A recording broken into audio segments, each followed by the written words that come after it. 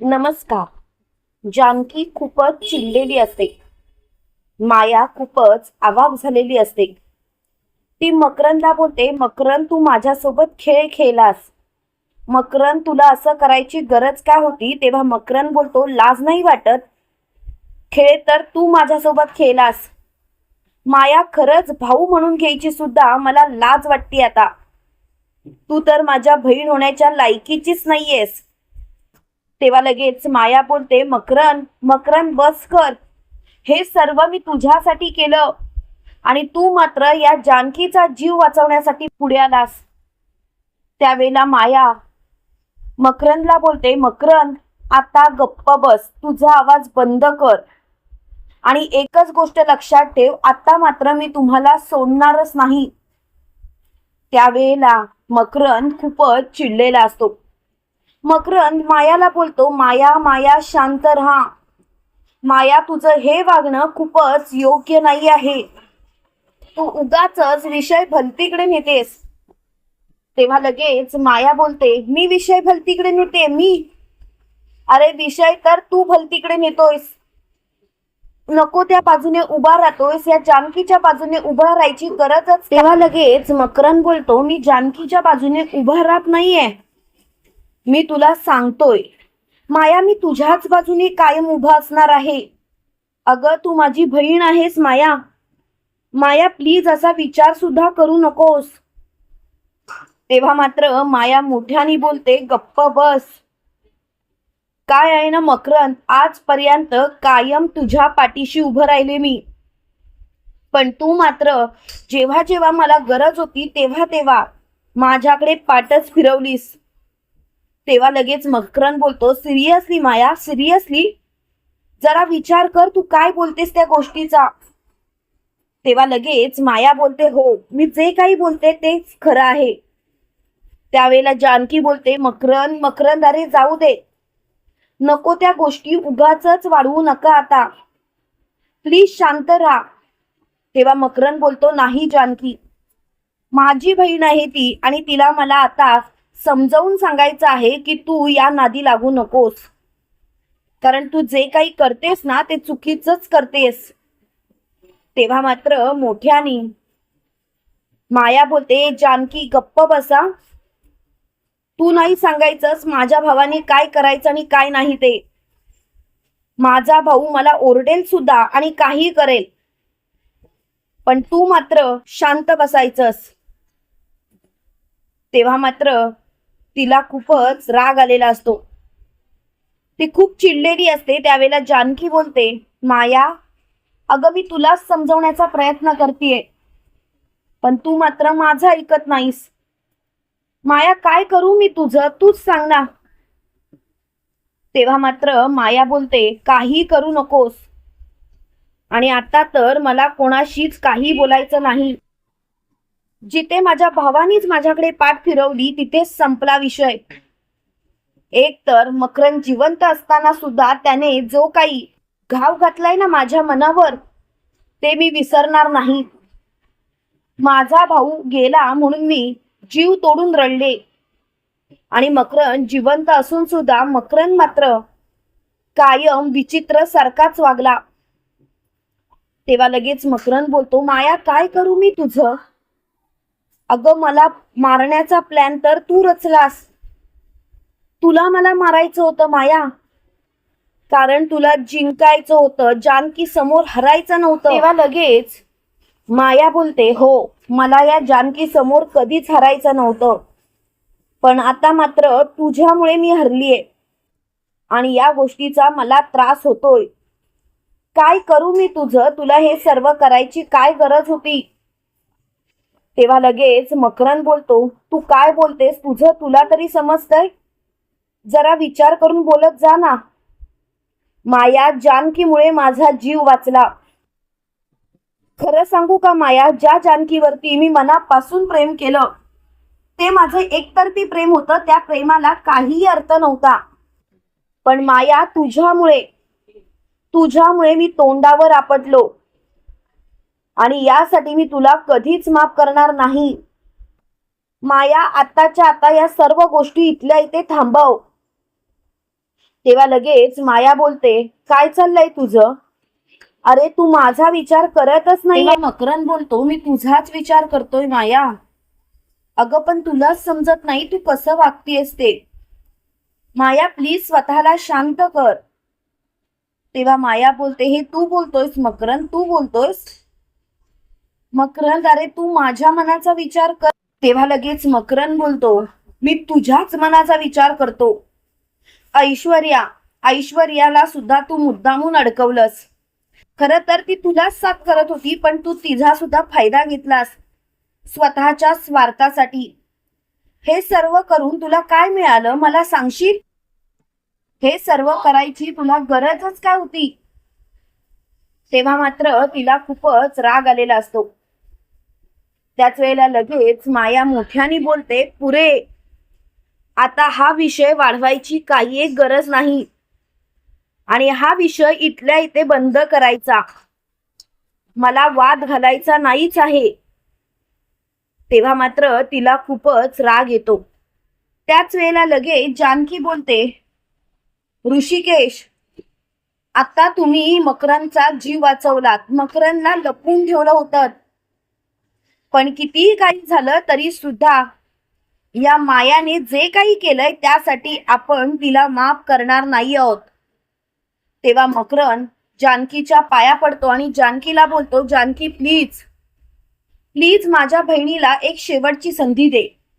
जानकी, तू जर का माझ्या बहिणीला एक शेवटची संधी दिलीस तर मला खरंच बरं वाटेल. तेव्हा लगेच जानकी बोलते, खरं सांगू, मला आता हा विषय वाढवायचाच नाहीये आणि हा विषय जर का नाही वाढला ना तरच बरं होईल. त्यावेळेला लगेच मकरंद बोलतो, जानकी, मला मान्य आहे ना माया चुकली, पण तिला शेवटची संधी द्यावीस एवढं मात्र नक्की. तेव्हा मात्र माया बोलते, गप्पा बस मकरंद, हिच्या समोर झुकायची तुला काही एक गरज नाही. मान्य आहे मी तुला मारण्याचा प्रयत्न केला असेल, पण एक गोष्ट लक्षात ठेवायची मकरंद, भाऊ म्हणून तू माझ्या मनात तुझ्याबद्दल अजून सुद्धा प्रेमच आहे आणि तू कोणासमोरही झुकलेलं मला आवडणार नाही. तेव्हा तुला जानकीचा पुळका येत होता म्हणून मी तुला मारलं, पण याचा अर्थ असा होत नाही मकरंद की तू हिच्या समोर झुकायचं. तेव्हा लगेच मकरंद बोलतो, तू काय बोलतेस, कळतंय का तुला? अगं जरा तरी विचार करून बोलत जा ना ग बाई. मी तिला समजवण्याचा प्रयत्न करतोय आणि तू मात्र नको ते बोलतेस. जरा शांत बसशील का? तेव्हा मात्र माया बोलते, मकरंद बस, मला तू कोणासमोरही झुकलेलं नको आहे. ए जानकी, काय करणार आहेस? तुला काय वाटलं तू मला संपवशील, तू मला जेलमध्ये टाकशील? नाही जानकी नाही, तू कितीही मला जेलमध्ये टाकण्याचा प्रयत्न केलास ना तरी सुद्धा मी तुला शांतपणे जगू देणार नाही. प्लीज स्वतःला शांत कर. तेव्हा मात्र तिला खूपच राग आलेला असतो. त्यावेळेला लगेच सारंग पुढे येतो आणि मायाच्या सटासट कानाखाली मारत बोलतो, माया, तुझ्यावरती विश्वास ठेवला, पण आज मात्र तू हद्दपार केलीस. आता मात्र मी तुला सोडणार नाही माया. त्यावेळेला लगेच माया बोलते, गप्प तर तू बस, तुला कशाला मध्ये मध्ये बोलायला पाहिजे? आणि तुला कळतंय तू काय बोलतोयस ते? तू माझ्या वाटेला जाण्याचा प्रयत्न करू नकोस हा सारंग. सारंग, तुझा आवाज बंद ठेव. तेव्हा लगेच सारंग बोलतो, माझा आवाज बंद ठेवायची गरजच नाहीये, कारण तू जे काही वागतेस ते चुकीचं आहे हे तुला समजतच नाही. तू माझ्या प्रेमाचा फायदा घेतलास आणि त्यासाठी मी तुला कधीच माफ करणार नाही. तेव्हा माया मोठ्याने बोलते, प्रेम आणि तुझ्यासारख्या मूर्खावरती मी कधीच करू शकत नाही रे. प्रेम आणि तुझ्यावरती, अरे बावळट आहेस तू, बावळट. जर का प्रेमच करायचं असतं तर त्या ऐश्वर्याने सुद्धा तुझ्यावरती प्रेम केलंच असतं, पण त्या ऐश्वर्याला कळलं की तू मूर्ख आहेस, तू भोळा आहेस, म्हणून तर तिने तुझ्यावरती प्रेम केलंच नाही. तेव्हा मात्र जानकी सटासट मायाच्या कानाखाली मारते आणि मायाला बोलते, माया चुकतेस तू, तुला काही गोष्टी कळतच नाहीयेत माया. माया, तू माझ्या सारंग भाऊजींचं प्रेमाचं बोलतेस. माझ्या सारंग भाऊजीं एवढं खुश कोणीच तुला ठेवू शकत नव्हतं. आणि राहिला प्रश्न त्यांच्या भोळेपणाचा, हो ना, ते भोळे आहेत, पण ते भोळे असते ना तरी सुद्धा एक गोष्ट लक्षात ठेवायची, ते कितीही भोळे असले तरी सुद्धा त्यांच्या मनात प्रेमच आहे, त्यांना माया आहे. आणि ती माया तू हिसकावून नाही घेऊ शकत. मला खरंच तुझ्या वागण्याची कीव येते, कीव. काय करावं ना तेच मला कळत नाहीये. माया, असं कसं काय वागू शकतेस तू? तेव्हा लगेच माया बोलते, पुरे, मला आता हा विषयच ताणायचा नाही. हा विषय इथल्या इथे थांबला तर बरं होईल. त्यावेळेला मात्र तिला खूपच राग आलेला असतो. त्यावेळेला लगेच जानकी मोठ्याने बोलते, माया, सारंग भाऊजींचं प्रेम तर तू ओळखीच शकली नाहीस. पण एक गोष्ट लक्षात ठेव माया, तुझ्या अशा वागण्यामुळे तू स्वतःच्या भावाच्या प्रेमाला सुद्धा मुकलेस. कारण तुझ्या भावाला कळून चुकलंय की तू कशी आहेस ती. तेव्हा मात्र तिला खूपच राग आलेला असतो.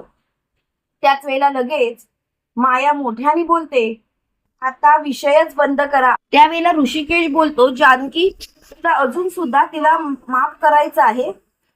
त्यावेळेला जानकी बोलते, नाही, आता मात्र कळून चुकलं. त्यावेळेला मकरंद बोलतो, जानकी, मी तुला अडवणार नाही, कारण मायाचं वागणं खूपच चुकीचं आहे, मला कळूनच चुकलंय. आणि आता प्लीज या सर्व गोष्टी बंद करा. त्यावेळेला ऋषिकेश खूपच चिडलेला असतो. त्यावेळेला ऋषिकेश जानकीला बोलतो, म्हणजे तुला हिला माफ करायचं होतं. तेव्हा मकरंद बोलतो, जानकीचं मन मोठं आहे म्हणून ती तिला माफ करत होती, पण आता मात्र मला तिला माफ करायचं नाही. भाऊ म्हणून बहिणीला वाचवण्याचा प्रयत्न होता, शेवटचा प्रयत्न होता, पण ती मात्र चुकलीच. आता मात्र मला या गोष्टी पटतच नाहीयेत. त्यावेळेला लगेच मोठ्याने माया बोलते, वा मकरंद, वा, अरे शेवटच्या श्वासापर्यंत तुझ्यासाठी लढणार होते मी, तुझा बदला घेणार होते मी, आणि तू मात्र मलाच तोंडघशी पाडलंस. आता मात्र मी तुला अजिबात माफ करणार नाही. तेव्हा मकरंद बोलतो, मी सुद्धा तुलाच वाचवण्याचा प्रयत्न करत होतो, पण तू काय केलंस? तू मात्र नको ते केलं. तेव्हा लगेच जानकी बोलते, माया, आता हा विषयच बंद कर. हा विषय जर का बंद केलास तर बरं. तेव्हा लगेच माया बोलते, जानकी, तुला मला पोलिसांच्या ताब्यात द्यायचं आहे ना, दे, काहीच हरकत नाही. पण एक गोष्ट लक्षात ठेव जानकी, तू जरी मला पोलिसांच्या ताब्यात दिलंस तरी सुद्धा मी तुला जिंकू देणार नाही. जाता जाता का होईना, पण मी तुला एकच सांगेन, मी तुला संपवल्याशिवाय गप्प बसणार नाही. तेव्हा मात्र मायाची खूपच चिडचिड होते. त्याच वेळेला लगेच माया मोठ्याने बोलते, जानकी, आता मात्र शेवटचं, आणि मकरंद, तुला सुद्धा मी सोडणार नाही. तेव्हा मकरंद बोलतो, माया, तुला जर का मला मारायचंच असेल आणि त्यातून जर का तुला सुख मिळणार असेल तर तू नक्कीच मार, मी कधीच तुला अडवणार नाही. पण एक गोष्ट लक्षात ठेव, भाऊ म्हणून मी नेहमीच तुझी काळजी करत आलोय आणि नेहमीच तुझी काळजीच करणार. माझ्या मनात सुद्धा असं काही नाही. तेव्हा मात्र माया मकरंदकडे बघत राहते आणि त्याच वेळेला इन्स्पेक्टर साहेब मायाला घेऊन तिथून निघून जातात. जानकी आणि ऋषिकेश मकरंदला बोलतात, मकरंद, तू चुकलास, मान्य आहे. तेव्हा लगेच मकरंद बोलतो, इतके वर्ष मी व्हीलचेअर वरती होतो, माया काय करते काय नाही हे मला कळतच नव्हतं, आणि आता खरं सांगू, मला हा विषय नाही वाढवायचा. जानकी, प्लीज हा विषयच बंद कर. तेव्हा मात्र जानकी मकरंदला बोलते, मकरंद, आता हा विषय सोड आणि आयुष्याची नव्याने सुरुवात कर. तुला एक शेवटचा चान्स दिलाय असं समज. तेव्हा मात्र मकरंद बोलतो, हो, आता मी आयुष्याला नवीन सुरुवात करणार. माझी बहीण सुटली तर नक्कीच मी तिला सुधारण्याचा प्रयत्न करणार. तेव्हा जानकी बोलते, मकरंद सॉरी, पण माया कधीच सुधरू शकत नाही. तेव्हा मात्र मकरंद जानकीकडे बघत बसतो. तुम्हाला काय वाटतं मित्रांनो, खरोखर जानकीच्या आयुष्यातलं हे वादळ कायमचं गेलंय का? कमेंट करून नक्की कळवा. आणि असेच मालिकेंचे नवनवीन अपडेट पाहण्यासाठी व्हिडिओला लाईक आणि चॅनलला सबस्क्राईब करायला विसरू नका. थँक्यू.